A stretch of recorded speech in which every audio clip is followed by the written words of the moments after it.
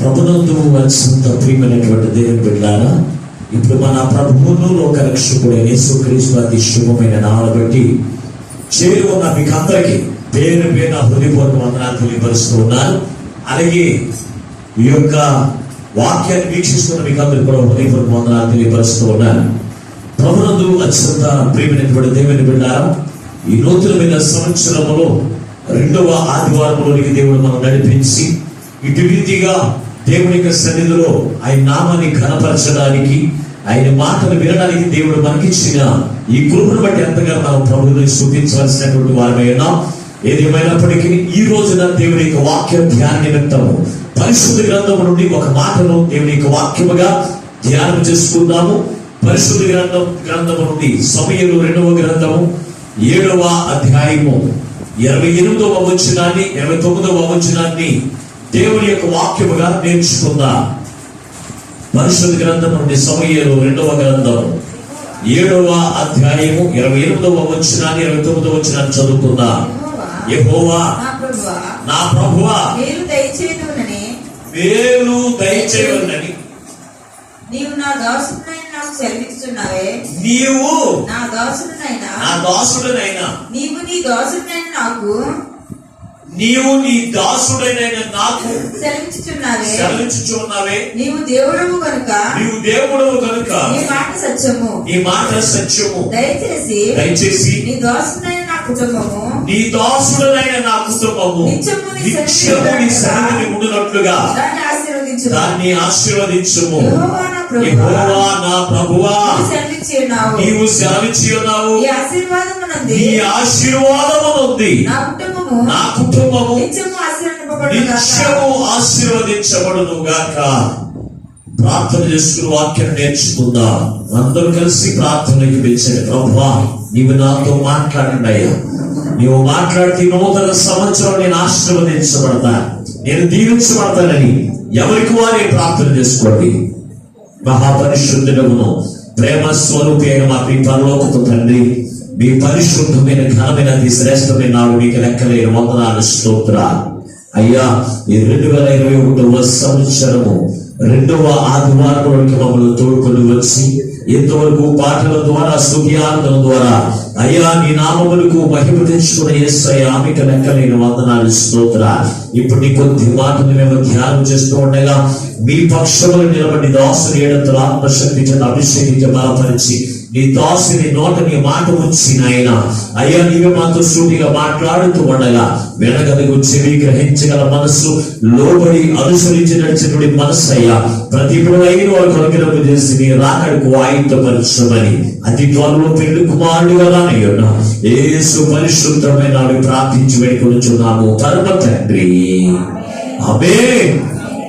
ప్రభునందు అత్యంత ప్రియమైనటువంటి దేవుని బిడ్డలారా, ఈ చదువుబడిన వాక్య భాగములో దేవుని యొక్క ఆశీర్వాదము మన మీద ఉండాలి అంటే, దేవుని యొక్క ఆశీర్వాదం చేత మనము దీవించబడాలి అంటే మనం ఏమి చేయాలో ఈ పరిశుద్ధ గ్రంథముల నుంచి రాయబడినటువంటి మాటను బట్టి కొద్ది సమయాన్ని దేవుని యొక్క వాక్యాన్ని ధ్యానం చేసుకుందాం.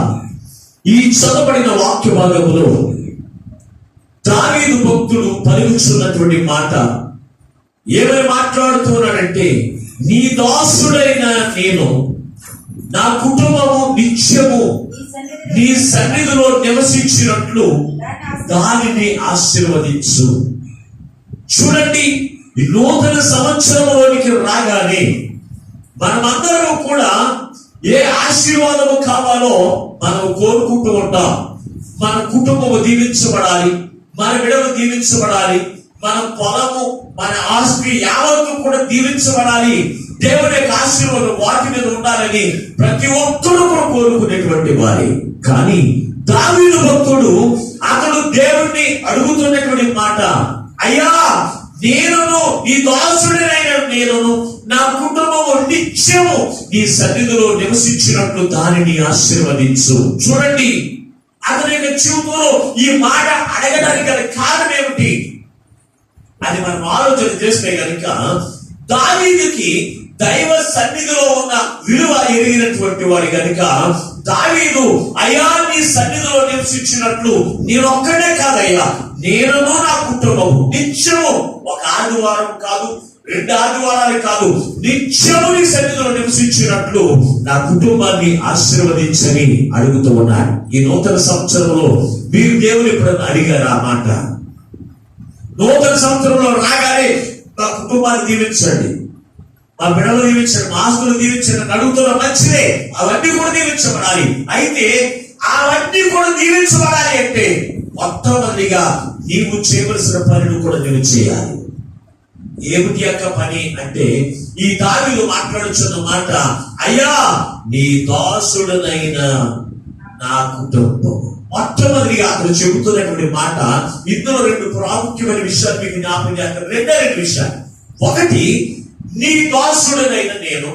రెండవది, నిత్యము నా కుటుంబము నీ సన్నిధిలో నివసించినట్లు దాన్ని ఆశీర్వదించు అని 2 విలువైన మాటలు అక్కడ మనం చూడగలుగుతున్నాం. ఈ 2 మాటలు కూడా క్లుప్తంగా మనం నేర్చుకుందాం.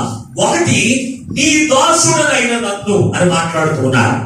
దాని ముందు వచనాలు కూడా 2 వచనాలు కూడా చూస్తే, 26 వచనం నుంచి కూడా చూస్తే, నీ దాసుడనైన నన్ను, నీ దాసుడనైన నన్ను, నా కుటుంబము నిత్యము శాశ్వత కాలం నీ సన్నిధిలో నివసించినట్టు దాన్ని దీవించు అని పదే పదే నీ దాసుడనైన నన్ను అని అతడు పలుకుతూ ఉన్నాడు.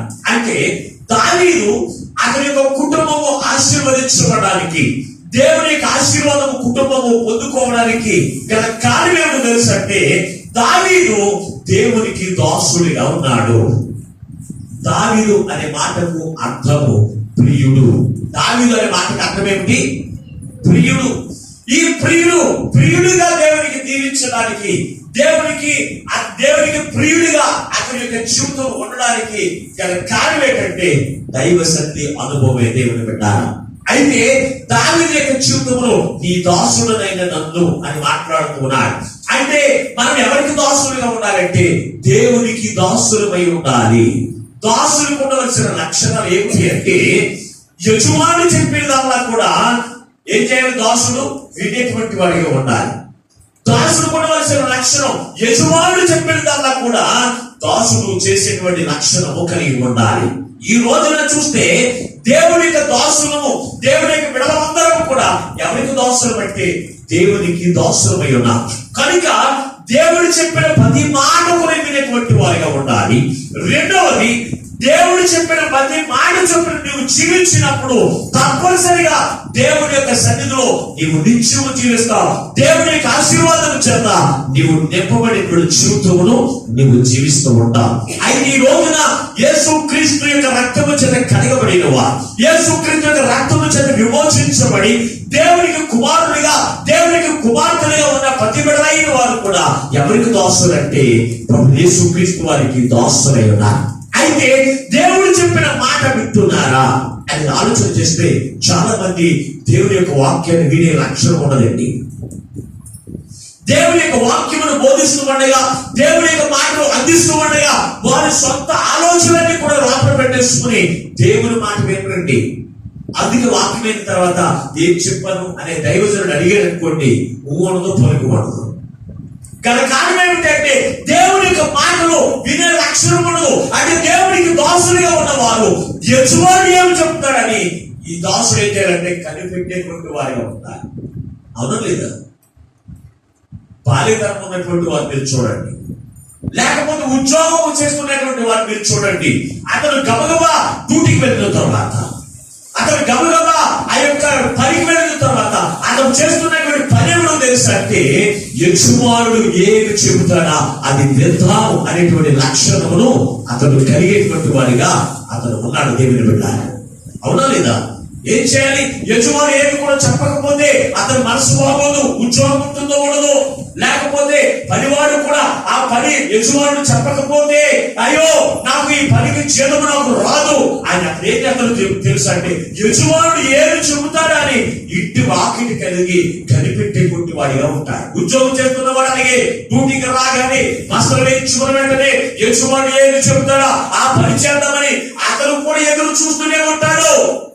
అయితే ఎవరికి దాసులు అంటే వారి యొక్క యజమానికి దాసులు అయి ఉన్నారు కనుక యజమాని ఏ పని చెబితే ఆ పని చేద్దామని వారు ఎదురు చూస్తూ ఉన్నారు. ఈ రోజున క్రీస్తు యొక్క రక్తము చేత కడగబడిన నీవు, దేవుడి యొక్క సన్నిధిలోకి వచ్చిన నీవు, దేవుడు నాతో ఏమి మాట్లాడతాడు, దేవుడు నాకు ఏ ఏ సంగతులు చెప్పడానికి ఇష్టపడుతూ ఉన్నాడు అని మనం ఏం చేయాలి తెలుసంటే కనిపెట్టేటువంటి వారిగా ఉండాలి, కనిపెట్టేటువంటి వారిగా ఉండాలి. అంతేకాని యజమాని వచ్చిన తర్వాత అంటే దేవుడే వచ్చేసిన తర్వాత నీ పనులన్నీ కూడా తాగితీగా చక్క పెట్టుకుని నీకు ఇష్టం వచ్చినప్పుడు దేవునికి సన్నిధికి రావడం దేవునికి దాసులుకున్న లక్షణము కాదు. పనివాడు ఎప్పుడు రావాలి? యజమానుడు రాకముందే ఏం చేయాలి? పనివాడు వచ్చి యజమాని యొక్క రాక కొరకు ఎదురు చూసేటువంటి వారిగా ఉండాలి. అది దాసులకు ఉండవలసిన లక్షణం. ఈ రోజున మనం చూస్తే చాలా మంది రాజమండ్రి తాపి పనికి కావచ్చు, పని గురించి కావచ్చు, ఏం చేస్తున్నారో తెలుసు అంటే తెల్లవారుజామున 4 గంటలకు బయలుదేరి రాజమండ్రి అక్కడ కంబాల చెరువు దగ్గర కాసుకుని కూర్చుని ఉంటారు. అప్పుడు యజమాని వారు వచ్చి అయ్యా నీకు నేను పని చెప్తాను రండి అది తీసుకువెళ్తే వారు చెప్పిన పని చేసి సాయంత్రానికి జీతం తీసుకుని వారి గృహాలు ఎందుకు పెడుతూ ఉన్నారు.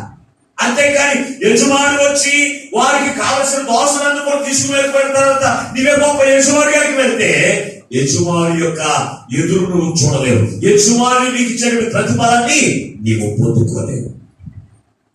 కనుక యజమానుడు ఎప్పుడు వస్తాడో ఆయనకి తెలియదు. ఆయనకి ఇష్టం వచ్చినట్టు వస్తాడండి యజమాను. అంతేకాని మనకి ఇష్టం వచ్చినట్టు దేవునికి దాసులమైన వారు రావడానికి వీలేదు. యజమాను ఎప్పుడు వస్తాడో మనకు తెలియదు కనుక మనకి ఇష్టం వచ్చినట్టు మనం వెళదామంటే యజమాను వస్తాడు, ఆయన ఏర్పాటు చేసుకుని వారిని తీసుకుని వెళ్ళిపోతాడు. నీవేం చేస్తావు తెలుసు అంటే నువ్వు దేవునికి దాసులుగా ఉండక సాతానుకు దాసులుగా ఉండి సాతాను చెప్పినట్టుగా నువ్వు నడుచుకోవడం, సాతాను చెప్పినట్టుగా నువ్వు ప్రవర్తించడం, సాతాను యొక్క మాటలన్నీ కూడా విని దేవునికి విరుద్ధముగా దేవునికి దాసుల నుంచి నువ్వు తొలగిపోయి నీకు ఇష్టానుసారం నువ్వు జీవించి అయ్యో దేవుడు నన్ను ఆశీర్వదించలేదే, దేవుడి సంవత్సరంలో నన్ను దీవించలేదే అని నోరు నెత్తు కొట్టుకున్న ఉపయోగం లేదు. కనుక నీవు ఎవరికి దాసులుగా ఉండాలి అంటే దేవునికి నీవు దాసులమై ఉండాలి. అందుకే దావీదు మాట్లాడుతున్నాడు, నీ దాసుడైనా నేను నా కుటుంబం అన్నాడు. అంటే దావీదు ఎవరికి దాసుడంట? మాట్లాడు. ఎవరికి? దేవునికి దాసుడా మనుషులకు దాసుడా? దేవునికి దాసులు. ఈ రోజున చూస్తే మనుషులకు దాసులైపోతున్నారు, మనుషులు చెప్పినట్టుగా నడుచుకుంటున్నారు, కానీ దేవుడి యొక్క మాటలు వినట్లేదు. దేవుడు చెప్తున్నటువంటి బాధ చెవులోకి వెళ్ళట్లేదు, హృదయంలోకి వెళ్ళట్లేదు. మనుషులు చెప్పినట్టుగా నడుచుకుంటారు, మనుషులు చెప్పినట్టుగా ప్రవర్తిస్తారు, ప్రతి పనులు కూడా అలాగే చేస్తారు. అంటే నువ్వు ఎవరికి దాసులు తెలుసు అంటే మనుషులకు దాసులు అయి ఉన్నావు. రెండవది సాతానుకు దాసులు అయి ఉన్నావు. సాతాను యొక్క మాటలు నీకు లాభంగా ఉండవచ్చు, లేకపోతే నీకు ఆనందించేదిగా కనపడవచ్చు, మేలు కలిగించేదిగా కనపడుతూ ఉండవచ్చు, కానీ అది యొక్క ప్రతిఫలం చూస్తే నువ్వు ఎంత వెతికిన దేవుని యొక్క దీవెన నీకు కనపడదు. కనుక మనం ఎవరికి దాసులుగా ఉండాలి? ఈ 2023 సంవత్సరంలో దావీదు మాట్లాడుతున్నట్టుగా నీ దాసుడనైన నేను అని మాట్లాడేటువంటి విధముగా ఉండాలి. అయితే మనం ఎవరికి దాసులుగా ఉండాలి? దేవునికి మాత్రమే దాసులుగా ఉండాలి. దేవునికి దాసులుగా ఉంటే మా జీవితంలో ఉపయోగం ఏంటి అని అనుకోవచ్చు. దేవునికి దాసులుగా ఉంటే మన యొక్క జీవితంలో ఏ మేలు అనుగ్రహిస్తాడో తెలుసా? కీర్తనకారుడు రాసినటువంటి 78వ కీర్తన 70వ వచనాన్ని చదువుకుందాం. కీర్తనకారుడు రాసినటువంటి 78వ కీర్తన. తన దాసుడైన దావీదును కోరుకుని గొర్రెల దొడ్లో నుండి అతని పిలిపించాడు. పాడి గొర్రెలను వెంబడించడం మాన్పించి తన ప్రజలైన యాకోబును తన స్వాస్థ్యమైన ఇశ్రాయేలును మేపుటకై ఆయన అతనిని రప్పించెను. అతడు యథార్థ హృదయుడై వారిని పాలించెను. కార్యములందు ఏర్పరి వారిని నడిపించెను. చూడండి ప్రభువును దేవుని బిడ్డారా, దేవునికి దాసునిగా ఉంటే కనుక దేవుడు ఏమేమి మాట్లాడుతున్నాడు ఒకసారి మరి అదే వచ్చిన చదవండి. 70 వచ్చినాన్ని తన దాసుడైన దావీదును కోరుకున్నాడు. కోరుకుని ఎక్కడ కోరుకున్నాడు తండ్రి? కొన్ని గొర్రెల దొడ్డులో ఉండగా దేవుడు ఎవరు కోరుకున్నాడు తెలుసంటే దావీదును కోరుకున్నాడు. ఎందుకో తెలుసా? దేవునికి దాసుడిగా ఉంటాడని. దేవునికి దాసుడిగా ఉంటాడని దావీదును కోరుకున్నాడు. అతను అక్కడ కనుగొని అతను ఏం చేస్తాడో తెలుసా? గొర్రెల దొడ్డులో నుంచి అతని మహారాజు అంతస్తులోనికి నడిపించాడు. ఎప్పుడు? దేవునికి దాసుడిగా ఉన్నప్పుడు, దేవుడు చెప్పినది విన్నట్టుగా, దేవుడు చెప్పినట్టుగా అతను చేసినప్పుడు దావీదుని దేవుడు గొర్రెల దొడ్డులో నుంచి మహారాజు అంతస్తులోనికి నడిపించాడు. ఈ రోజు నువ్వు అనుకుంటూ ఉంటావు కూలి పని చేసుకున్న నీవే మంచి ఉద్యోగం చేయాలని నువ్వు అనుకుంటావు, మంచిదే. లేకపోతే ఏ పొలం లేదు నీవే మంచి వ్యవసాయం చేయాలనుకోవడం మంచిదే. అయితే ఎప్పుడు అంటే తెలుసా? దేవుని యొక్క ఆశీర్వాదం నీ మీద ఉన్నాయి. దేవుని యొక్క ఆశీర్వాదం నీ మీద ఉంటే కనుక, దేవునికి నువ్వు దాసులుగా నువ్వు జీవించగలిగితే కనుక దేవుడు నేను ఏం చేస్తాడో తెలుసా? ఆయన ఆశీర్వాదం చేత నింపేటువంటి దేవుడు ఏం చేస్తాడో తెలుసా? అయ్యో పాడి గొర్రెలను కాయడము కాదయ్యా, నేను ఇశ్రాయేలు ప్రజలను నడిపించడానికి, ఇశ్రాయేలు ప్రజలను పరిపాలించడానికి ఇదిగో నేను నీకు గొప్ప ఉద్యోగం రాడు. ఇశ్రాయేలీయుల 12 గోత్రికులను కూడా పరిపాలన చేసేటువంటి మహారాజు అంతస్తులోనికి ఎవరు నడిపించాడు తెలుసా? దావీదు భక్తుడిని నడిపించాడు. ఎప్పుడు? నీ దేవుడికి దాసుడిగా ఉన్నప్పుడు. ఈ రోజున నిన్ను నన్ను కూడా దేవుడు ఎందుకు కోరుకున్నాడో తెలుసా? ఎందుకు ఏర్పాటు చేసుకున్నాడో తెలుసా? నీవు లోకానికి దాసుడిగా ఉంటావని కాదు, లోకాసునికి దాసుడిగా ఉంటావని కాదు, సాతానికి దాసుడిగా ఉంటావని కాదు, దేవునికి దాసుడిగా ఉండి ఆయన యొక్క హెచ్చింపుకును, ఆయన యొక్క ఆశీర్వాదములకు వారసుడిగా ఉండాలని దేవుడు నిన్ను నన్ను కూడా కోరుకున్నాడు. మరి ఎవరికి దాసుడిగా ఉంటున్నా?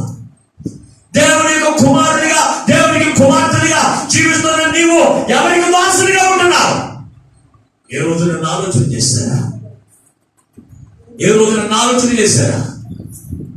లోకానికి దాసునిగా జీవిస్తూ, లోకస్తులు చెప్పినది విని నడుచుకోవడం, లోకస్తులు చెప్పినట్టుగా ప్రవర్తించడం, ఇవన్నీ నీకు ఇష్టం వచ్చినట్లుగా నీవు జీవించి దేవునికి దాసునిగా ఉండగా, నీ సేవకునికి దాసునిగా ఉండగా, నీవు లోకానికి దాసునిగా ఉండి దేవునికి కోపం రైకిస్తూ, దేవునికి ఆయాసములు కలిగిస్తూ, దేవునికి దుఃఖాన్ని కలిగిస్తూ నీ జీవితంలో ఆశీర్వాదాన్ని ఎలా చూడగలుగుతా? ఏ రోజున ఆలోచన చేశారా? ప్రియమైనటువంటి వధువు సంగమా, ఏ రోజున ఆలోచన చేశారా? అందుకే దేవుడు ఈ రోజున దేవుడు మనందరితో మాట్లాడుతున్నాడు. ఇదిగో నీ దాసుడైన నేను. నువ్వు అనుకోవచ్చు నేను నీకే దాసుడిని, నేను నీకే దాసుడిని అనుకోవచ్చు. దేవుడు కూడా నియమాలి, నా దాసులు అన్నట్టుగా నువ్వు జీవించాలి. చూద్దామా దావీదు గురించి దేవుడు ఏమని సాక్ష్యం పలుకుతున్నాడు? రాజుల మొదటి గ్రంథము 11వ అధ్యాయము 13వ వచనం చదువుకుందా? రాజుల మొదటి గ్రంథము 11వ అధ్యాయము 13వ వచనాన్ని. రాజ్యమంతయు తీసివేయును, నీ దాసుడైన దావీదు నిమిత్తమును నేను కోరుకున్న యెరూషలేము నిమిత్తమును నీ దాసుడైన నా దాసుడైన దావీదు నిమిత్తమును. ఒక్కొక్క అక్షరం తేడా చూపుతున్నాను కనిపించి, నా దాసుడైన దావీదు నిమిత్తము నేను కోరుకున్న యెరూషలేము నిమిత్తము ఒక గోత్రము నీ కుమారునికి ఇచ్చేదను. ఏమని మాట్లాడుతున్నాడండి? నా దాసుడైనటువంటి దావీదు నిమిత్తము దేవుడు అతనికి ఒక గోత్రాన్ని సాక్ష్యం వేశాడట. ఇది దేవుడు సాక్ష్యం ఇస్తున్నాడు దావీదుని గురించి. ఎవరిని? దావీదుని గురించి. నా దాసుడైనటువంటి దావీదుని గురించి నేను సాక్ష్యం ఇస్తున్నాను. అతను నా దాసుడు, నేను చెప్పినట్లుగా వింటాడు, నేను చెప్పినట్లుగా అతను చేస్తాడు. అతను నా దాసుడు. అందుకే నా దాసుడు ఒక గోత్రాన్ని స్వాస్థ్యం గురించి వేస్తున్నానని యెరూషలేమునకు అతను ఎవరు తెలుసా? దాసుడు అన్నాడు. ఈ రోజున నువ్వు దేవుని యొక్క సంఘానికి దాసుడిగా ఉండగలుగుతూ ఉన్నావా? సంఘం చెప్పినట్లుగా ప్రవర్తిస్తూ ఉన్నావా? చెడు కార్యములు చేయడానికి కాదండి, చెడు ప్రవర్తన ప్రవర్తించడానికి కాదు, దేవునికి ఆత్మ చేత బలమైన కార్యములు చేయడానికి దేవునికి దాసులుగా ఉండి జీవించగలుగుతున్నావా? దేవుడు నిన్ను ఏ రోజునైనా నా దాసుడు నేను చెప్పినట్టుగా చేస్తాను, నేను చెప్పినట్టుగా వింటాడు, నేను చెప్పినట్టుగా నడుచుకుంటాడని నిన్ను గురించి దేవుడు సాక్ష్యం ఇచ్చిన జీవితము నీలో ఉందా లేదా? ఈ నూతన సంవత్సరం ఆలోచన చేయండి. గత సంవత్సరం అంతలో కూడా దేవుడు చెప్పినట్టు నువ్వు వినకపోతే, దేవుడు చెప్పినట్టు నువ్వు నడుచుకోకపోతే, దేవుడు చెప్పినట్టు నువ్వు ప్రార్థించకపోతే, ఈ ఉదయకాలం దేవుడు నీతో మాట్లాడుతున్నాడుగా, అయ్యా గత కాలం అంతా కూడా, గత సంవత్సరం అంతా కూడా నేను లోకానికి దాసులుగా ఉండిపోయాను, లోకస్తులు చెప్పినట్టుగా నేను నడుచుకున్నాను, లోకస్తులు చెప్పినట్టుగా నేను ప్రార్థించి నీకు విరుద్ధంగా నేను పాపం చేశాను. అయ్యా నన్ను క్షమించు నాయన, నన్ను క్షమించు. ఈ నూతన సంవత్సరంలో ఇదిగో నీ ఆశీర్వాదం పోగొట్టుకోకుండా, నీ ఆశీర్వాదములకు నేను వారసులుగా ఉండడానికి, నీ ఆశీర్వాదం పొందుకొని నేను నా కుటుంబము నిత్యము నీ సన్నిధిలో ఆనందించడానికి నీ కృపను నాకు దయచేయి అని నువ్వు దేవుని నోరారా అడగగలిగితే గనక దేవుడు నీకు దాసుడిగా అంగీకరిస్తాడు. ఎప్పుడు? ఆయన చెప్పినది విన్నప్పుడు, ఆయన చెప్పినది చేసినప్పుడు. ఈ రోజున కాపరైన వారు సంఘానికి దాసులైపోవాలి. సంఘం చెప్పినట్లు కాపరి చేయండి. నేను అలా చేయను. దేవుడు నాకు ఏది చెప్తే అదే నేను చేస్తాను. సంఘము మంచి సలహాలు, దేవుని మహిమాత్మమైన కార్యాలు, దేవుని మహిమపరిచేవి, గొప్ప గొప్ప ఆలోచనలు చెప్తూ ఉంటే కనుక వారి మాటని తప్పనిసరిగా అంటారు. అది దేవుని యొక్క వాక్యానుసారమైంది. దేవుని యొక్క వాక్యానికి విరోధంగా కాకుండా ఉంటే కనుక అది నాకు భార్య నుంచి కూడా దేవుడు అనుగ్రహించాడు. భార్య నుంచి కూడా దేవుడు అనుగ్రహించాడు. దేవుని యొక్క మాట ప్రకారం ఎవరు చెప్పినా పెట్టాలి. దేవుని యొక్క మాట చెప్పిన ఎవరు కూడా చేయకపోతే మాత్రం కనుక దేవుని పెట్టారా. అందుకే దావీదు మాట్లాడుతున్నాడు, దావీదును గురించి కూడా దేవుడు కూడా మాట్లాడుతున్నాడు. దావీదు అంటున్నాడు, నీ దాసుడైన నేను అంటున్నాడు. దావీదును దేవుడు ఎలా మాట్లాడుతున్నాడు? నా దాసుడైన దావీదు నేను కనుగొన్నాను, అతను యెరూషలేముకే కాదు నాకు కూడా దాసుడై ఉన్నాడు, అందుకే నేను అతనికి స్వాచ్ఛముగా ఒక వాగ్దానం చేస్తాను అంటున్నాడు. దేవుని పెట్టారా. ఆలోచన ఈ రోజున మనందరి యొక్క జీవితంలో దేవునికి దాసునిగా ఉంటే కనుక ఆయన నువ్వు పలాంటి కావాలి ఈ నూతన సంవత్సరం అడగవలసిన పర్లేదు. నీ జీవితంలో నువ్వు ఊహించిన దానికంటే అత్యద్భుతమైన కృపను దేవుడు నీకు ఊహించిన దేవుడు నీకు ఇస్తాడు. ఎప్పుడు తెలుసా? దేవునికి దాసులుగా నేను జీవించిన, దేవునికి దాసులుగా నీవు జీవించకుండా నీకు ఇష్టం వచ్చినట్టు నీవు జీవిస్తూ, నీకు ఇష్టం వచ్చినట్టుగా ప్రవర్తన చేస్తూ, అయ్యా అసలు నేను దేవుల్లో ఉన్నాను కానీ నాకు ఆశీర్వాదమే లేదండి, ఎలాగుంటుందండి నీ జీవితంలో? సాతాను చెప్పినట్టుగా నడుచుకోవడం, సాతాను చెప్పినట్టుగా ప్రవర్తించడం, లోకస్తులు చెప్పినట్టుగా నడుచుకుని దేవుని యొక్క ఆశీర్వాదమే నాకు లేదు, ఎలా వస్తుందండి? సాతాను ఏమో నిన్ను దీవిస్తుంది అనుకుంటున్నారా? సాతాను ఏమో నీకు సంతోషకరమైన జీవితం ఇస్తుంది అనుకుంటున్నారా? సాతాను ఏమో బాలవాక్యానికి ఇస్తుంది అనుకుంటున్నారా? అది భ్రమ మాత్రమే చూపిస్తుంది. యేసు ప్రభువుని కొండలకు తీసుకువెళ్ళి ఏమందో తెలుసా? ఈ లోక రాజ్యానికి చేత నాకు మొక్కంది. అదంతా భ్రమే, కంటికి మాత్రం కనపడేది మాత్రం. అవన్నీ కూడా ఇచ్చేయడానికి దానికి సామర్థ్యం సరిపోతుంది. మనకి లోకంలో ఏది మనం అనుగ్రహించబడాలి, ఏది మనం పొందుకోవాలి, అది దేవుని యొక్క మాత్రమే మనం పొందుకుంటాం. కానీ సాధారణ మాత్రం భ్రమ చూపిస్తుంది అంటే దేవుని పెట్టారా, భ్రమ చూపిస్తుంది. మాంత్రికులైన వారు ఏం చేస్తారు తెలుసా? కర్ర తీసుకుని పోమంట. అది నిజంగా పోమా? మాట్లాడరా? అందరూ మెలుగుగానే ఉన్నారా? మెలుగున్న వాడు అందరూ గట్టిగా దేవుని స్తోత్రం తెలియపరచండి. హల్లెలూయా. మెలుగుగానే ఉన్నారు. ఓళ్ళు మంచి మాంత్రికుడు ఏం చేస్తాడు? కర్రను చూపించి పోమని చూపెడతాడు. అది పోమా? కర్రే. తెల్లకాయలు తీసి 1000 రూపాయల నోటు అంటాడు. ఆయన 1000 రూపాయల నోటు చేసుకుంటే మన దగ్గరికి వచ్చి గాలిని దేనికి చేస్తాడు? అది భ్రమ. లోకం చూపించేదాన్ని కూడా నీకు ఎంతో సంతోషాన్ని ఇస్తారని చూపిస్తుంది. అదంతా భ్రమే. చివరికి ఆ సంతోషంగా అంతా పొందుకోదామని వాళ్ళు వెంబడిస్తాం, వాళ్ళు చెప్పినట్టు నడుచుకుంటాం. చివరికి మనకు కనబడేది తెలుసా? ఏడుపులు, నిట్టూర్పులు, సమాధానం లేకపోవడం, ఇవి మనకు పొందుకుంటాము దేవుని బిడ్డ. అందుకే లోకానికి కానీ లోకంలో ఉన్న వాటికి కానీ మన లోపడానికి వీలదు. దేవునికి మాత్రమే దాసులుగా మనం జీవించాలి. దేవునికి మాత్రమే దాసులుగా నువ్వు జీవించినట్లయితే దావీదు యొక్క జీవితంలో గొర్రెల దొంగల నుంచి మహారాజులు చేసిన దేవుడు నీవు ఏ పరిస్థితి కూడా, నువ్వు కూలి పని చేస్తున్నప్పటికీ కూడా, ఏ వ్యవసాయ పని చేస్తున్నప్పటికీ కూడా దేవుడి యొక్క ఆశీర్వాదం నీ మీద ఉంటే కనుక దేవుడు నిన్ను గొప్పవాడిని చేస్తాడు. దేవుని బిడ్డ, ప్రపంచమంతలో బాగా అప్పుడు పడుతున్న దేవుడు తెలుసా? Colgate paste. కోల్గేట్ పేస్ట్ అమ్మేటువంటి వాడు మొట్టమొదటిగా ఆ టూత్ పౌడర్ తయారు చేశాడట. ఎవరి మీద ఆధారపడి తెలుసా? దేవునికి దాసుడిగా ఉంది.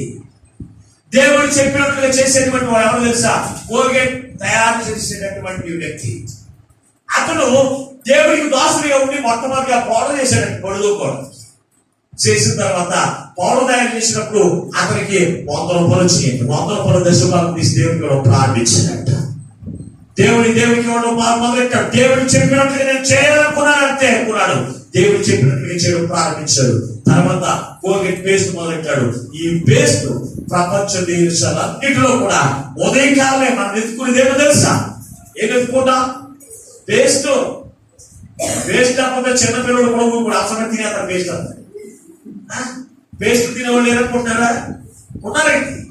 అంటే పేస్ట్ ఎంత ప్రతి ఒక్కరి నోటులోనికి రావడానికి గల కారణం తెలుసు అంటే ఇతడు కోల్గేట్ తయారు చేసినటువంటి వాడు దేవునికి దాసులుగా ఉన్నాడు. అంత గొప్పగా హెచ్చించబడడానికి గల కారణం తెలుసా?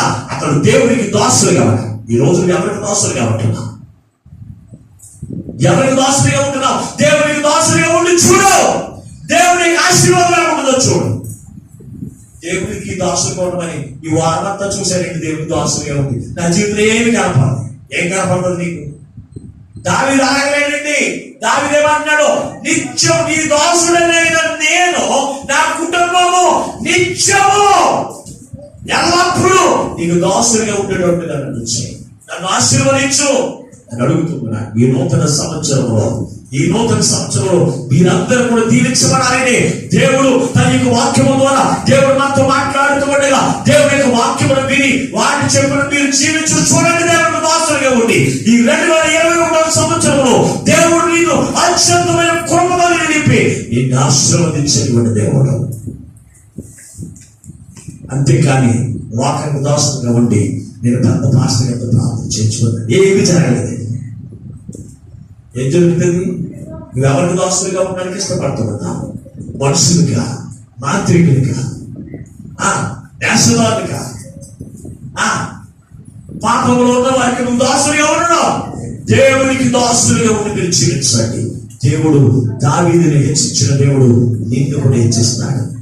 రెండో మాటల ద్వారా ఏమంటాడండి? నీ దాసుడనైనా నేను, నా కుటుంబం నిత్యము ఈ సన్నిధిలో ఉన్నట్టు ఆశీర్వదించు.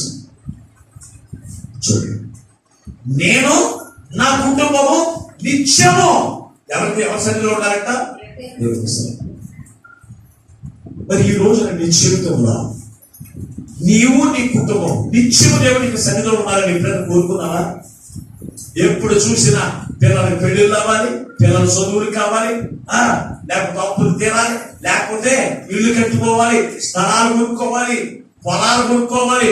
అట్టిని తీరాలు దీవించినాయటము. కానీ నిత్యము నేను నా కుటుంబం నీ సన్నిధిలో నివసించినట్లుగా నా కుటుంబాన్ని దీవించని ఏ రోజు నన్ను అడిగారు దేవుని బిడ్డారా?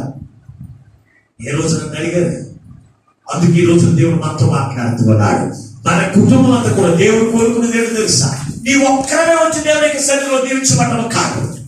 దేవుడు మోషేను ధర్మశాస్త్రం రాయించినప్పుడే ఏమని సెలవించడం తెలుసా? చదువుతాం ఒకసారి పరిశుద్ధ గ్రంథంలో నుంచి. యెహోషువ గ్రంథం 7వ అధ్యాయం 14వ వచనం చదువుకుందాం. యెహోషువ గ్రంథం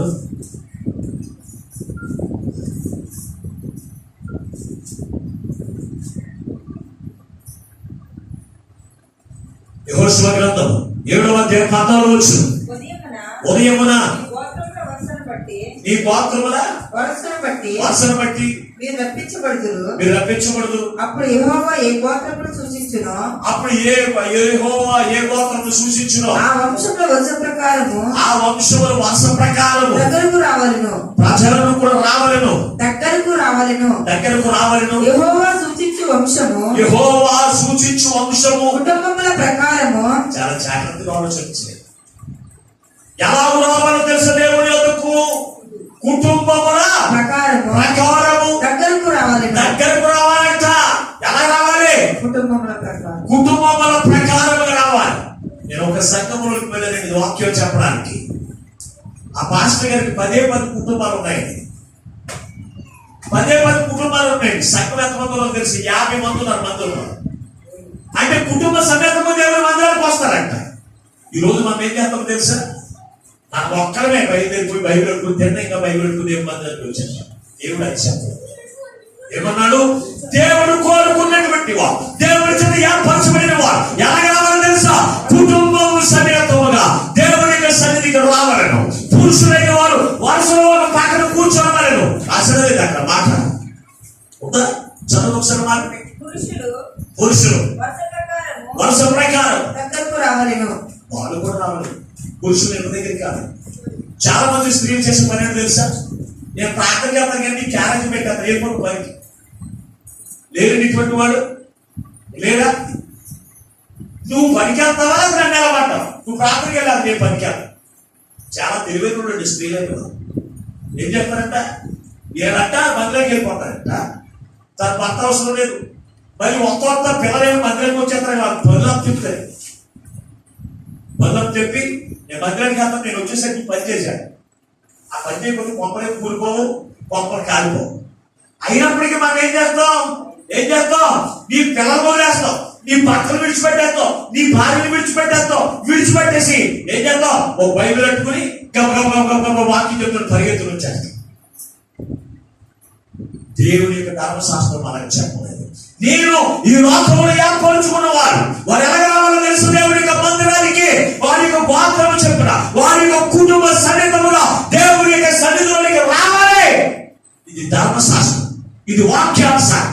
మన అన్నకి వస్తున్నాం, మనమే వస్తున్నాం. మన కుటుంబాన్ని నడిపించుకోవాలి.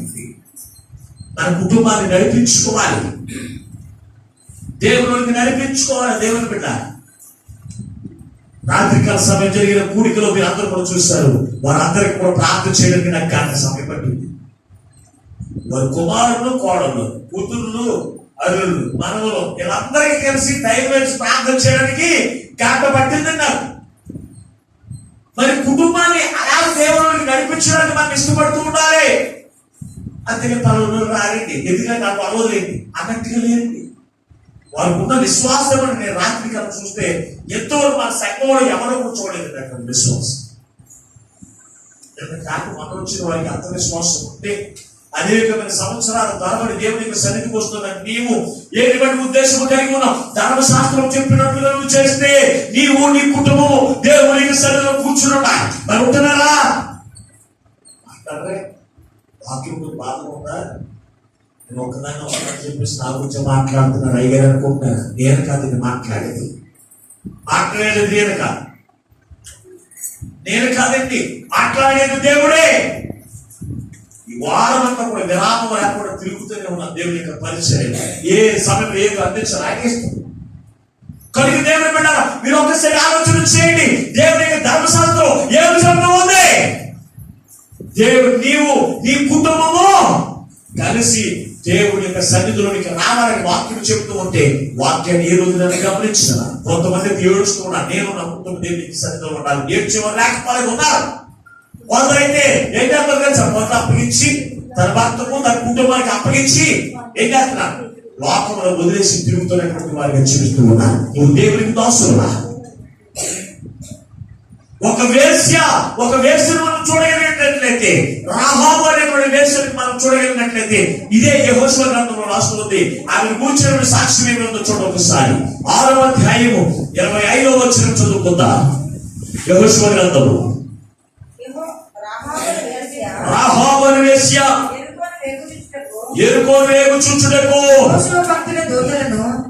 యెహోషువ పంపిన దూతలను దాచిపెట్టి ఉండెను. యెహోషువ పంపిన దూతలను దాచిపెట్టి ఉండెను గనుక అతడు ఆమెను ఆమె తండ్రి ఇంటి వారిని ఆమెకు కలిగిన వారందరినీ బ్రతకనిచ్చెను. ఆమె నెట్వర్క్ ఇశ్రాయేలు మధ్య నివసించున్నది. ఎక్కడ నివసిస్తుందంట? ఇశ్రాయేలు. ఇశ్రాయేల్ ఎక్కడ నివసించాలి? లోకంలో నివసించాలా? పెళ్లిలో నివసించాలా? వీధుల్లో నివసించాలా? ఇశ్రాయేలు ప్రజలుగా దేవుని చేత ఆశీర్వాదం పొందుకోకుంటాము. దేవుని యొక్క సన్నిధిలో నివసించేటువంటి వారు ఉండాలి. అయితే రాహాబు ఒక్కదే రక్షించబడడానికి కోరుకోలేదండి. నేనును నా ఇంటి వారు, నా తండ్రి ఇంటి వారు అందరూ ఇశ్రాయేలు ప్రజలతో మేము నివసించాలని కోరుకుంది దేవుని బిడ్డ. ఇది ధర్మశాస్త్రం, ఇది దేవుని యొక్క వాక్యానుసారం. అందుకే దేవుడు వారిని మరణం నుంచి తప్పించి జీవంలో నడిపించిన యేసయ్యను ఆమె కోరుకోలే. ఈ రోజు నువ్వు ఎవరు కోరుకున్నావో తెలుసా? జీవాధిపతి యేసయ్యను కోరుకున్నా. ఆయన నీవు నీ కుటుంబము దేవుని యొక్క సన్నిధిలో నిత్యము నివసించిన జీవితం కలిగి ఉంటే నీ జీవితంలో ఆనందం తప్ప, సంతోషము తప్ప దుఃఖం ఉండదు, వేదన ఉండదు, నిట్టూర్పు ఉండదు. అంతేకాదు నువ్వు లోకానికి దాసుడిగా, లోకస్తునికి దాసుడిగా నువ్వు జీవిస్తూ అయ్యా నా జీవితంలో ఎప్పుడు కూడా ఏర్పే, నా జీవితంలో ఎప్పుడు కూడా వేదనే, శోధనే, నిట్టూర్పులే అని వేధించబడుతున్నాడు. దేవునికి దాసుడిగా ఉండడం నేర్చుకోండి. దేవుడు చెప్పినట్లుగా చేయడం నేర్చుకోండి. దేవుడు మన కుటుంబాన్ని నూతన సంవత్సరం తప్పనిసరిగా దేవుడు ఆశీర్వదిస్తాడు. అయ్యో నేను ఆయన చెప్పినంతసేపు నేను అన్నానండి, అయ్యో గత సంవత్సరం అంతా విన్నాను, ఇక నేను విన్నాను అని దావీదు మాట్లాడట్లేదండి.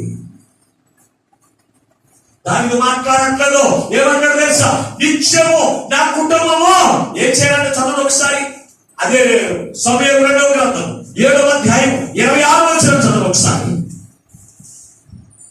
సమూయేలు 2వ గ్రంథం 7వ అధ్యాయం.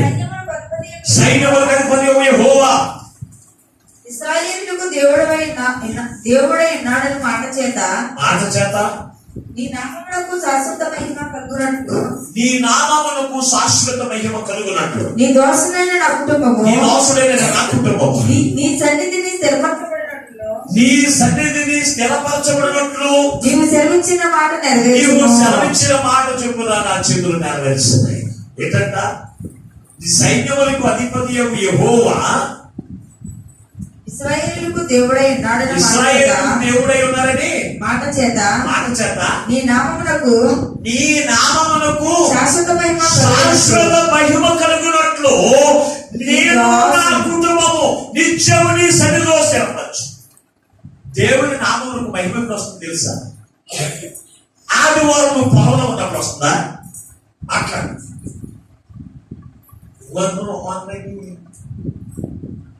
దేవునికి మహిమ ఎప్పుడు వస్తుంది? నువ్వు పొలంలో ఉన్నప్పుడు వస్తుందా? నువ్వు పెళ్లిలో ఉన్నప్పుడు వస్తుందా? నువ్వు వీధిలో ఉన్నప్పుడు వస్తుందా? టీవీ సీరియల్ దగ్గర ఉన్నప్పుడు వస్తుందా? మాట్లాడలే. దేవుని యొక్క సన్నిధిలో నీవు నిత్యము ఉన్నప్పుడు, నువ్వు పొలంలో ఉన్నప్పుడు, దైవ సన్నిధి విలువ తెలిసినటువంటి యేసువాడు ఆదివారం కదా ఏంటి నువ్వు ప్రార్థనకి వెళ్ళదు, డబ్బులు నేను వచ్చేసామంటే దేవునికి మహిమ. అవమానం కాదా? అవమానం కాదా? అందరూ దేవునికి సన్నిధిలో దేవుని స్తుతిస్తూ అయ్యా ఈ వారం అంతా నువ్వు కాపాడవనయ్యా, ఈ వారం అంతా నువ్వు మమ్మల్ని పోషించవయ్యా, ఈ వారం అంతా కూడా మమ్మల్ని సజీవంగా ఉంచవనైనా అందరూ దేవుని స్తుతిస్తూ ఉంటే, నువ్వు పెళ్లిలో సంబరాల్లో నువ్వు ఆనందిస్తూ ఉంటే దేవునికి మహిమ. నిన్ను బట్టే దేవుని నామమునకు అవమానం కలుగుతుంది. నువ్వు దేవునికి సన్నిధిలో ఉండకపోవడం ద్వారా నువ్వు దేవుని నామాన్ని అవమానపరుస్తూ ఉన్నావు. ఎటువంటి దేవుడో తెలుసా? ఆయన శాశ్వత కాలము మొదలుకొని శాశ్వత కాలం వరకు మహిమ పొందులకు స్తోత్రాలు పడేది యేసయ్య. ఆయన నామములకు మహిమ తెచ్చేవారిగా ఉన్నారంటే ఆయన సన్నిధిలో ఉండాలి. ఉండగలుగుతూ ఉన్నారా?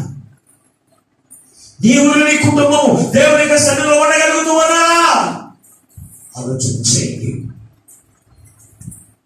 ఆలోచన చేయండి. ఒక రాహబు అనేటువంటి వేశ్య, ఒక వ్యభిచారం చేసేటువంటి కుమార్తె దేవుని యొక్క రక్తం చేత కడగబడిన తర్వాత నేను నా కుటుంబాన్ని అందరినీ కూడా దేవుని సన్నిధిలో నేను నడిపించుకోవాలి, ఆ మరణం నుంచి మహాముగ్రత నుంచి మేము తప్పించుకోవాలి. ఆమె యొక్క హృదయ వ్యాధిని బట్టి ఆమె యొక్క ఆశలు తెచ్చిన దేవుడు ఈ రోజు నీ ఆశలు పొందించడానికి ఆయన ఇష్టపడుతున్నాడు. నీ కుటుంబం అగ్నిలో కాలిపోవడం ఆయనకి ఇష్టపడలేదు. నీ కుటుంబము మరణ వ్యాధులు పొందడం ఆయనకి ఇష్టపడలేదు. నీవు దుఃఖముతోనూ వ్యాధులతో ఉండడం ఆయనకి ఇష్టపడలేదు. అందుకే ఈ ఉదయకాలంలో పరిశుద్ధాత్మ దేవుడు మనందరితో మాట్లాడుతూ ఉన్నాడు. పరిశుద్ధ గ్రంథం మనం చూడగలిగినట్లయితే కొన్నేరు అనేటువంటి వ్యక్తి మనకు కనపడుతూ ఉన్నాడు. అపోస్తలుల కార్యముల గ్రంథం 10వ అధ్యాయంలో మనం చూసినప్పుడు 2వ వచనం కిందకి చదువుదాం. ఇటలీ పట్టణాలబడినటువంటి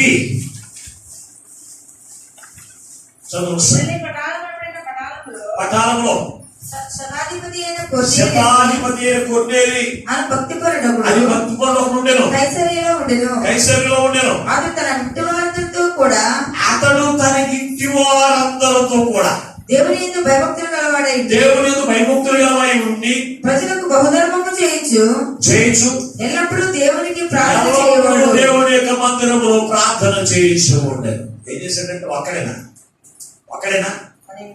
కొన్నేరి అతని ఇంటి వారందరితో కలిసి దేవుని యందు భయభక్తులు కలిగి దేవుని యందు విశ్వాసం వచ్చి అతడు బహుగా ధర్మములు చేస్తూ అతను దేవునికి ప్రార్థన చేస్తూ ఉండేను.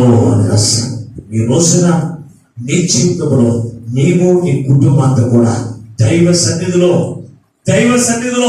నిత్యము స్థిరపరచబడి దేవుని యొక్క ఆశీర్వాదం పొందుకోవడానికి వారసులుగా ఉండాలని ఈ రోజు విశ్వపడిన తీర్మానం చేసుకుని ఈ రాత్రి ఈ ఉదయకాలంలో మన ఇంటికి వెళ్ళాలి. అట్టి రీతిగా నాకు ఆశీర్వదించండి అయ్యా, అట్టి రీతిగా మా కుటుంబాన్ని ఆశీర్వదించండి నాయన అని ప్రార్థన చేయండి.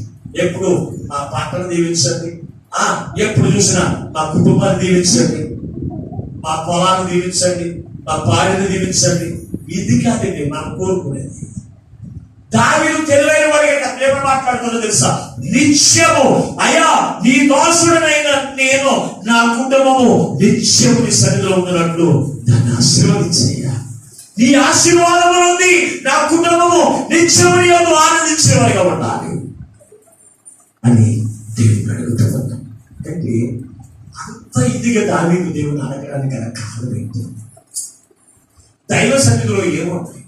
దైవ సన్నిధిలో ఏముంటే అవి పొందుకోవడానికి దావీదు ఇష్టపడుతున్నాడో ఒక 3 విషయాలు నేను మీకు క్లుప్తంగా చెప్పి నేను ముగించేస్తాను. పరిశుద్ధ గ్రంథం గురించి మొట్టమొదటిగా చూస్తే దేవుని యొక్క సన్నిధిలో సంపూర్ణమైన సంతోషం ఉందంట. కీర్తనకారుడు రాసిన కీర్తన గ్రంథం పట్టుకుని ఒకసారి 16వ కీర్తన 11వ వచనాన్ని 16వ కీర్తన 11వ వచనం. జీవ మార్గము నుండి నాకు తెలిపారు ఈ సన్నిధిని సంపూర్ణ సంతోషము కలదు. ఒకటి, దైవ సన్నిధిలో నేను నా కుటుంబం నిత్యము జీవించాలి, నిత్యము ఆశీర్వాదకరంగా ఉండాలని దావీదు ఎందుకు కోరుకోవడం తెలుసా అంటే, దైవ సన్నిధిలో మొత్తం మనకి ఏం దొరుకుతుంది తెలుసా అంటే జీవ మార్గము తెలియపరచడం. మనము నిత్యము జీవింపజేసేటువంటి జీవ మార్గం ఎక్కడ దొరుకుతుందంటే లోకంలో ఎక్కడ దొరకలేదు. నిత్యం మనం ఎక్కడ జీవిస్తామో, జీవించే జీవితం ఎలా ఉంటుందో ఇవన్నీ కూడా ఎక్కడ దొరుకుతుంది తెలుసంటే దైవ సన్నిధిలో మాత్రమే తెలియపరచబడుతూ ఉంటాయి. ఆ దైవ సన్నిధిలో నిత్యము మనం ఎప్పుడైతే దైవ సన్నిధిలో నివసిస్తామో వారి యొక్క జీవితంలో ఏం దొరుకుతుంది తెలుసా? నిత్యము ఈ సన్నిధిని సంపూర్ణ సంతోషము. దైవ సన్నిధిలో ఏడుపు కదా, దైవ సన్నిధిలో ఏముంటది? నీ కుటుంబంలో నీ భర్త పట్ల నీకు సంతోషపడదు, నీ బిడ్డల పట్ల సంతోషపడదు, నీకున్నటువంటి అప్పులు బట్టి నీకు సంతోషపడదు, నీకున్నటువంటి శ్రమను బట్టి వ్యాధులు బట్టి నీకు సంతోషపడదు. దేవునికి సన్నిధిలోకి వచ్చి ఆత్మతో సత్యముతో దేవుని ఆరాధన చేస్తూ ఉంటే అంతకంటే సంతోషం అక్కడ దొరుకుతుందా? ఇవన్నీ అక్కడ దొరుకుతుందో తెలుసా? సంపూర్ణమైన సంతోషము దైవ సన్నిధిలో మాత్రమే దొరుకుతుంది. అందుకే నేను దేవుని యొక్క సన్నిధికి నేను ఎప్పుడు వెళుతున్నా, అయ్యా నీ సన్నిధిలో నిత్యము జీవించినట్లుగా నాకు ఒక వరమును దయచేయమని దావీదు అడిగాడు కదా. కారణం అదే, దైవ సన్నిధిలో సంపూర్ణ సంతోషము కలదు. ఈ సంతోషము నీ జీవితంలో కావాలని కోరుకుంటే కనుక నువ్వు ఎక్కడున్నావో తెలుసా? దేవుని యొక్క సన్నిధిలో ఉండాలి. అందుకే ఒక కీర్తన రాశారు, సంతోషమే సమాధానమే, సంతోషమే సమాధానమే, సంతోషమే సమాధానమే, చెప్పనా సత్యమైన సంతోషం, చెప్పనా సత్యమైన సంతోషం. ఈ సంతోషము నీకు కావలనా, ఈ సంతోషము నీకు కావలన నేడే యేసు యొద్దకు రమ్ము. ఎక్కడికి రావాలంట? ఎక్కడికి రావాలి? యేసు యొద్దకు రావాలి. యేసు యొద్దకు నీవు ఆయన సన్నిధి వరకు వచ్చినప్పుడు ఆయనలో ఉన్న సంతోషము నీ జీవితంలో కూడా దేవుడు అనుగ్రహిస్తాడు. సంతోషం గురించి వీధులు తిరిగితే తిరగదాటదు, మార్కెట్లో కొనుక్కున్నామని దొరకదు, నువ్వు ఎక్కడ తిరిగిన సంతోషం దొరకదు. కానీ దైవ సన్నిధిలో యేసు యొద్దకు వస్తే ఆయనలో ఉన్న సంపూర్ణమైన సంతోషం, ఆయన సన్నిధిలో ఉన్న సంపూర్ణమైన సంతోషం నీ జీవితంలో పొందుకుంటా. అందుకే దావీదు, నీ దాసుడైన నేను నా కుటుంబం నిత్యము నీ సన్నిధిలో నివసించినట్లు నన్ను ఆశీర్వదించు. ఎందుకని తెలుసా?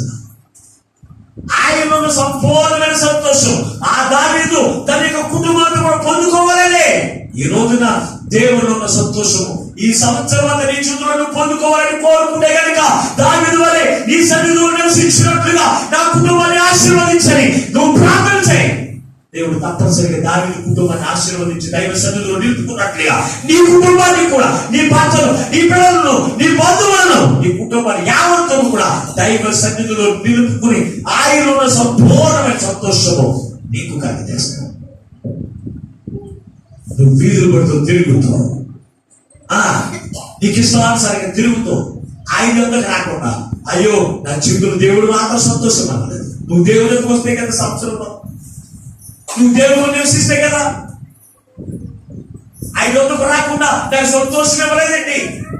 దొరకకపోతే మాత్రం దేవుని నిందాం, దొరికితే మాత్రం పలానా మూడకి ఇచ్చేయండి, పలానా దేవత ఇచ్చింది, లేకపోతే పలానా కుటుంబానికి సంతోషం. ఎందుకంటే సంతోషం సంతోషం ఇచ్చేది దేవుడు తప్ప ఇంకెవరు కూడా ఒక. ఈ జీవితంలో ఆనందకరమైన జీవిస్తున్నానంటే కదా కారణం తెలుసా? అది దేవుడే నీకు సంతోషకరమైన జీవితం నీకు ఇచ్చాడు. అందుకే దావీదు అడుగుతున్నాడు, అయ్యా నేను నీ దాసుడనైన నేను నా కుటుంబం నిత్యం సన్నిధిలో నివసించినట్లు నన్ను ఆశీర్వదించే, నా కుటుంబాన్ని ఆశీర్వదించిన ఆయన. ఈ నూతన సంవత్సరంలో మనం అడగాలి. అడిగితే గత సంవత్సరం అంతా కూడా ఏడుపుతూ ఉన్నాయి, గత సంవత్సరం అంతా కూడా సమాధానం లేకుండా ఉన్నాయి, గత సంవత్సరం అంతా కూడా దీవెన లేకుండా జీవించడమేమో. ఈ రోజు దేవుడు నీతో మాట్లాడుతూ ఉండగా ఆయన సన్నిధి మీరు కోరుకోండి, ఆయన సన్నిధిలో వెతకండి. దేని గురించి? సంతోషం కొరకు, సమాధానం కొరకు, ఆశీర్వాదం కొరకు ఆయన సన్నిధిలో వెతికితేనే దాన్ని దొరుకుతుంది. కొంతమంది చూస్తే దైవ సన్నిధిలో సంపూర్ణమైన సంతోషం దొరుకుతుందంట. రెండవది మనం చూస్తే దేవుని యొక్క సన్నిధి మరణం నుంచి తప్పిస్తుందంట. దేవుని యొక్క సన్నిధి దేని నుంచి? మరణం నుంచి తప్పిస్తుంది. చదువుదాం ఒకసారి కీర్తన రాసిన 56వ కీర్తన 12వ వచనం చదువుదాం.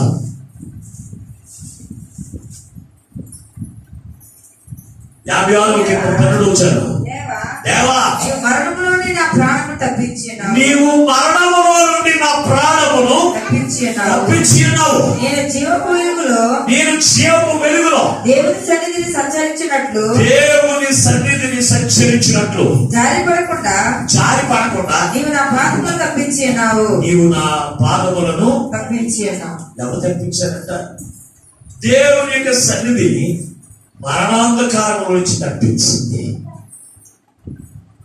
ఇశ్రాయేలు ప్రజలు ఐగుప్తు దేశం నుండి కానాను దేశం యొక్క ప్రయాణ యాత్రలో వారందరూ కూడా సజీవులంలో ఉన్నారు కదా. కారణం తెలుసు, దైవ సన్నిధి పగలు మేఘస్తంభం వలెను, రాత్రి అగ్నిస్తంభం వలె వారి మీద ఉంది.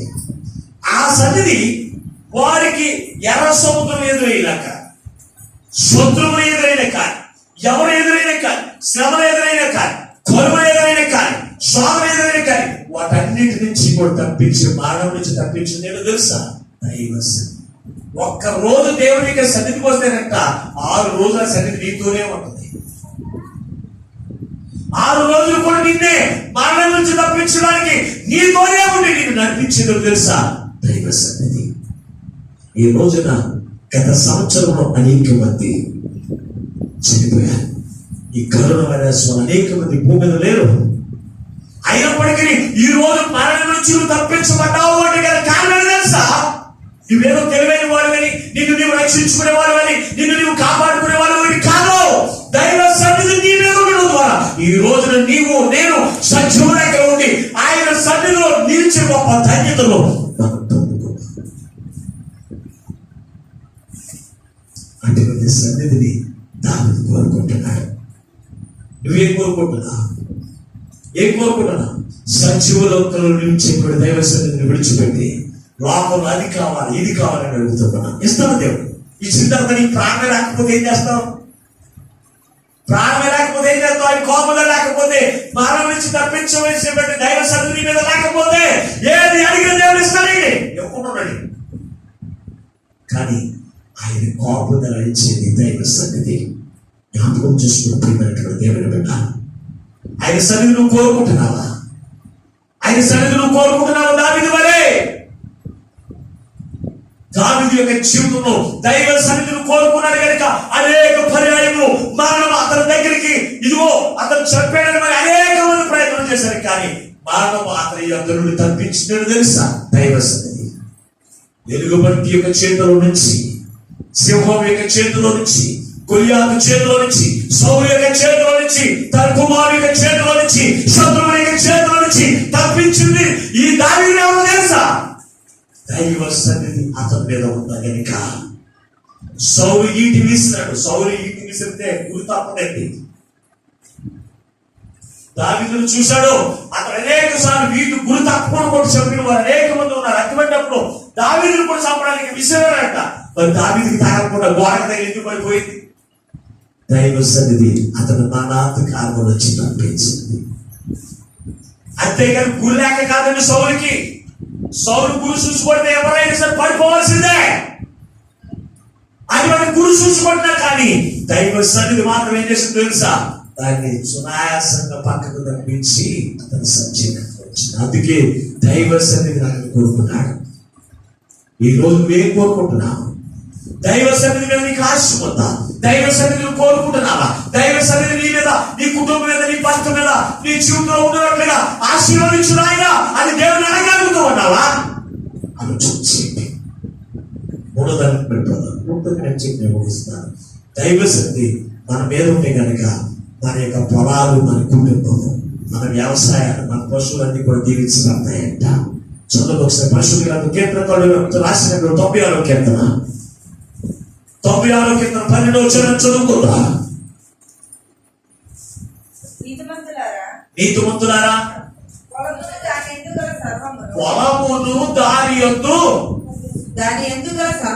సర్వమును యెహోవా సన్నిధిని ప్రహర్షించును గాక.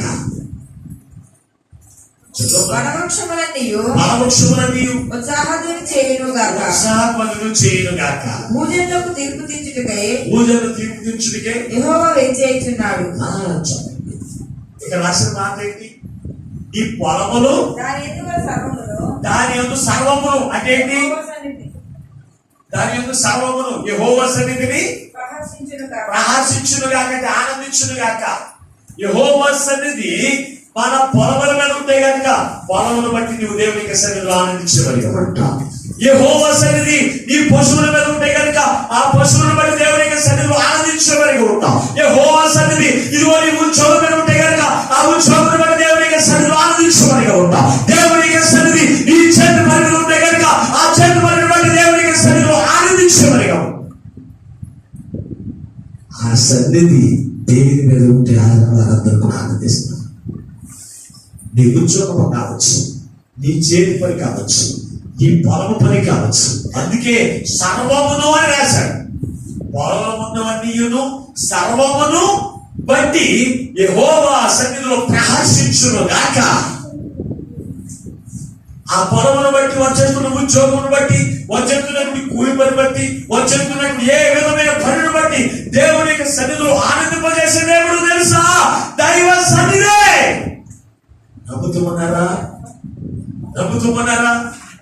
దేవుడి వాక్యాన్ని నమ్మకపోతే నేనేం చేయాలి? దేవుడు సూటిగా నీతో మాట్లాడుతున్నట్టుగా దైవ సన్నిధిని దావీదు కోరుకోవడానికి గల కారణం ఏమిటి? దావీదు దైవ సన్నిధి ఇదిగో నేను నా కుటుంబం మీద, ఉండమని ఆశీర్వదించని అడగడానికి గల కారణం ఏమిటి? అతని యొక్క చేతి పని, అది రాజ్యమే కావచ్చు, అతని యొక్క గొర్రెల కాపరే కావచ్చు, ఏ పని చేస్తున్నా నీ సన్నిధి నా మీద ఉంటే కనుక నేను దాన్ని బట్టి ఆనందిస్తాను. గొర్రెలు కాచినప్పుడు ఆనందించాను, మహారాజు ఉన్నప్పుడు దేవుని బట్టి ఆనందించేవాడి ఉన్నాడు. ఈ రోజు నీ జీవితంలో ఏ పని ఉంటే ఆ పనిని బట్టి నువ్వు ఆనందించగలుగుతూ ఉన్నవాడి కదా. కారణం ఏంటో తెలుసా? దైవ సన్నిధి నీ చేతి పనులలో ఉంది. అంతేకాని నీకున్న జ్ఞానం బట్టి కాదు, నీకున్నటువంటి శక్తిని బట్టి కాదు, నీకున్నటువంటి అంతస్తుని బట్టి కాదు. దైవ సన్నిధి అంతకి దావీదు కోరుకున్నాడు. చివరిగా ఒక మాట చెప్పి నేను వాక్యాన్ని ముగిస్తున్న పరిశుద్ధ గ్రంథం నుంచి మనం చూడగలిగినట్లయితే లూకా రాసిన సువార్త 1వ అధ్యాయం 75వ వచనం చదువుకుందాం. శత్రువు యొక్క చేతుల నుంచి తప్పించేది దైవ సన్నిధి. చదువు ఒకసారి. లూకా రాసిన సువార్త 1వ అధ్యాయం. ఆయన తన ప్రజలకు దర్శనమిచ్చి వారికి విమోచన కలుగజేసి తన సేవకుడైన దావీదు వంశమునందు మన కొరకు రక్షణ శృంగమును అనగా మన శత్రువుల నుండి మన ద్వేషించు వారి అందరి చేతి నుండి మనలను ద్వేషించు వారి అందరి యొక్క చేతుల నుండి తప్పించి రక్షణ కలుగజేసాను. దీనిని గూర్చి ఆయన ఆది నుండి తన పరిశుద్ధ ప్రవక్తల నోట నుండి పలికించెను. ఆయన తన పితరులను కరుణించుటకును తన పరిశుద్ధ నిబంధనను అనగా మన తండ్రి అబ్రాహాముతో తాను చేసిన ప్రమాణమును జ్ఞాపకం చేసుకుంటకును మనకు శత్రువుల చేతి నుండి మన శత్రువుల యొక్క చేతుల నుండి విడిపింపబడి మన జీవిత కాలం అంతయు 70 ఆయన సన్నిధిని పరిశుద్ధముగా నీతిగా ఉండగా ఆయన దీవించాడు. శత్రువుల యొక్క చేతుల నుంచి తప్పించేది దైవ సన్నిధి. వారి శత్రువు ఎంతమంది లేని లోకములను, నీ పక్కింటి వారి నీకు శత్రువు, నీ రక్త సంబంధులే నీకు శత్రువు. అవునా లేదు? రక్త సంబంధులు శత్రువు లేరా? మా వాళ్ళ శత్రువులు అయిపోయారండి. మా వాళ్ళ మాకు ఎన్నిపోటు పరిచేశారండి. మా వాళ్ళు నన్ను మోసం చేసేసారండి. మా వాళ్ళు నన్ను కోతులో పెట్టేశారండి. ఎంతమంది శత్రువు లేరు? పక్కింటి వారు శత్రువు ఒకరి సాతాను. ఈ సాతాను ఏం చేస్తాడు? నీ కొడుకులో దూరి వారిని శత్రువులే చేస్తాడు. ఆ శత్రువులు సాతానే నీ రూపంలో వారిలో దూరి నేను శత్రువులే చేస్తాడు, నీకు శత్రువులే చేస్తాడు. అయితే శత్రువు ఏ పని ఎప్పుడు చేస్తాడో తెలియదు, ఏ హాని ఎప్పుడు చేస్తాడో తెలియదు, ఏ గోతులకు ఎప్పుడు తిప్పేస్తాడో తెలియదు. కనుక వారి యొక్క చేతిలో నుంచి తప్పించేది దైవ సన్నిధి. కనుక అందుకే దావీదు అంటున్నాడు, దైవ సన్నిధి నా మీద ఉంటే శత్రువుకి చేతులు కాపాడబడతాను. దైవ సన్నిధి నా మీద ఉంటే ఇదిగో నా శత్రువులు నా మీద పన్నాగాల నుంచి రక్షించబడతారు. ఆ దైవ సన్నిధి నాకు కావాలి. రోజున నీ చుట్టూ నీకు శత్రువులు ఉండవచ్చు, నీ బంధువులు నీకు శత్రువులు ఉండవచ్చు, నీ రక్త సంబంధులు నీకు శత్రువులు ఉండవచ్చు, లేకపోతే నీకు ఏ అధికారులు నీకు శత్రువులై ఉండవచ్చు. వారి యొక్క చేతిలో నువ్వు పడకుండా ఈ 2021 సంవత్సరంలో ఇదిగో నువ్వు ప్రతి దాని నుంచి కాపాడబడాలి అంటే నిన్ను కాపాడేది, నిన్ను రక్షించేది దైవ సన్నిధి. ఆయనే సన్నిధి అని నీతో ఉంటే ఏం చేస్తావు తెలుసా? నేను కాచి కాపాడుతాను, నేను ఆశీర్వదిస్తాను. కనుక దేవుడు అందుకే దావీదు అనుకుంటున్నాడు, దావీదు కోరుకుంటున్నాడు, నీ దాసుడనైనా నేను నా కుటుంబము నిత్యము నీ సన్నిధిలో నివసించినట్లు దాన్ని ఆశీర్వదించయ్యా. నీ ఆశీర్వాదం ఉంది, నా కుటుంబము నిత్యము ఆశీర్వదించబడదు నాక అని కోరుకున్న దావీదుకి దేవుడు అన్యాయం చేశాడా? మాట్లాడరే? దావీదుని దేవుడు దీవించలేదా? దావీదుని దేవుడు కాపాడలేదా? దావీదును శత్రువు చేతి నుంచి విడిపించలేదా? అతనికి చేతి పని బట్టి ఆనందించలేదా? దావీదు దగ్గర గొర్రెలే కావచ్చు, గొడ్డులే కావచ్చు, బంగారమే కావచ్చు, వెండే కావచ్చు, దొంగలే కావచ్చు, ఏది కావలసినంత మడుగులు కూడా ఉన్నాయంట అతని ఇంట్లో. ఇవన్నీ ఎవరిచ్చారు? దేవుని యొక్క ఆశీర్వాదం కాదా? కనుక దేవుని బిడ్డ ఎంతవరకు లోకంలో ఉన్న వాటిని కోరుకున్నావేమో, లోకంలో ఉన్న వాటి మీద ఆశపడుతూ అది కావాలి ఇది కావాలని కోరుకున్నావేమో, ఈ నూతనమైన సంవత్సరము దేవుని యొక్క సన్నిధిలో నీవు, నీ కుటుంబము, నీ బిడ్డలైన వారు నిత్యం జీవించినట్లు నా కుటుంబాన్ని ఆశీర్వదించండి. నిత్యం ఆయన సన్నిధిలో నివసించడం ప్రారంభించండి. దావీదును హెచ్చించిన దేవుడు, దావీదును ఆశీర్వదించిన దేవుడు నీ కుటుంబాన్ని, నీ జీవితమును మీ చేతి పని ఆశీర్వదించి ఆయన ఉన్నటువంటి సంపూర్ణమైన సంతోషంతో, ఆయన ఉన్నటువంటి సమాధానకరమైన జీవితంతో, ఆయన ఉన్నటువంటి సమృద్ధికరమైన జీవితంతో తృప్తిపరుస్తాడు. అందుకే యేసయ్య పరలోకం నుండి లోకంలోకి ఎందుకు వచ్చారో తెలుసా? నీకు నాకు కూడా దుఃఖమును తొలగించడానికి, నీకు నాకు కలిగినటువంటి ఎడబాటుని విడిపించి దేవుడితో సమాధానం పంచడానికి, నీ మీద నా మీద ఉన్నటువంటి పాపపు శిక్షను తీసివేసి ఆయన ఉన్నటువంటి ఆనందకరమైన జీవితంలో, పరలోక రాజ్యం బాగులు అనుభవించేటువంటి జీవితం అనుగ్రహించడానికి యేసయ్య పరలోకం నుండి విడిచిపెట్టి లోకంలోకి వచ్చి నీ కొరకు నా కొరకు ప్రతిగా ఆయన కొరడదెబ్బలు తిని, ఆయన గాయపరచబడి ముళ్ళ కిరీటము ధరించుకుని ఆయన ప్రాణం పెట్టింది ఎందుకు తెలుసా? నిత్యము ఆయన పరలోక సన్నిధిలో మనం నివసించాలనే. ఆయన ప్రేమను ఇంతవరకు జ్ఞాపకం చేసుకోకపోతే ఈ వాక్యం మీద తర్వాత ఈ నూతన సంవత్సరంలో నిత్యము నేను, నా కుటుంబము నీ సన్నిధిలో నివసించి నీవిచ్చే ఆశీర్వాదములకు వారసులుగా మా కుటుంబాన్ని, నా చేతి పనులను, మా పరిపాలనను దీవించు నాయనా అని దేవుని అడగండి. దేవుడు తప్పనిసరిగా అటువంటి దీవెన వారసులు మీ కుటుంబాన్ని చేస్తాడు. ఈ దేవుని వాక్యమును మనందరి వ్యక్తులు వర్ధనపరిచేయండి గాక. ఆమేన్. ప్రార్థన చేసుకుందాం. మమ్మలను శాశ్వతమైన ప్రేమతో ప్రేమించి మా కొరకు ప్రాణం పెట్టిన యేసయ్య మీకు వందనాలు, స్తోత్రాలు. ఈ నూతన సంవత్సరంలో మరొక పర్యాయముని సన్నిధి మా మీద దింపివేసి నువ్వు మా అందరితో మాట్లాడా. అయ్యా మేము ఆశీర్వదించబడాలి అని, అయ్యో మేము హెచ్చించబడాలి అని, మేము సమృద్ధి చెంద నింపబడాలి అని, మా కుటుంబాన్ని సన్నిధిలో ఆనందించేటువంటి వారుగా ఉండాలంటే తండ్రి, ఈరోజు నువ్వు కోరుకుని మాతో మాట్లాడావు. ఎంతవరకు మేము లోకానికి దాసులుగా, ఇరుగు పొరుగు వారికి దాసులుగా, రక్త సంబంధులకు దాసులుగా, మాంత్రికులకు మేము దాసులుగా జీవించి నీలో నా ఆశీర్వాదం కోల్పోయా.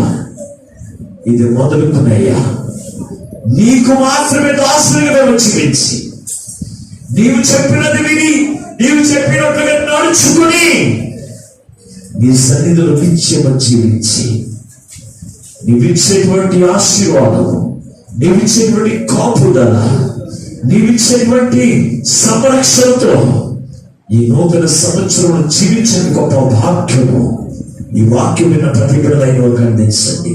వ్యక్తమైన ప్రతి మాటలు, ప్రతి హృదయంలో ముద్రించి అయ్యా ఈ వాక్యంలో నేను దీవెన చేత నింపుమని దీవెనికలు యేసునామములో ప్రార్థించి వేడుకొనుచున్నాము పరమ తండ్రి.